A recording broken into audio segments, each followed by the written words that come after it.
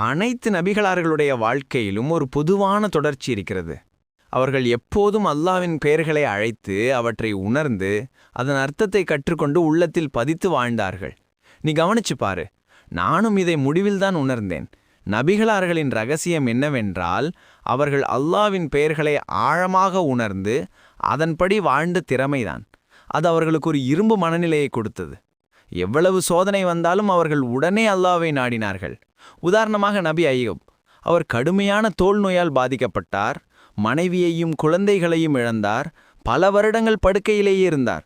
ஆனால் அந்த நிலையிலும் அவர் சொன்னார், என் இறைவா, துன்பம் என்னை தொட்டுவிட்டது, நீர் மிகுந்த கருணை உள்ளவர்.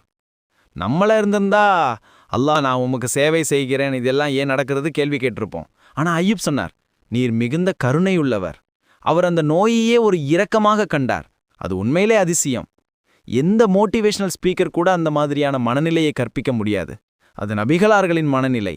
அவர்கள் வாழ்க்கை சூழ்நிலைகளையும் அல்லாவின் பெயர்களையும் இணைத்து கொண்டால் எத்தனை கடினமான சோதனையும் அவர்களுக்கு எளிதாகிவிடும்.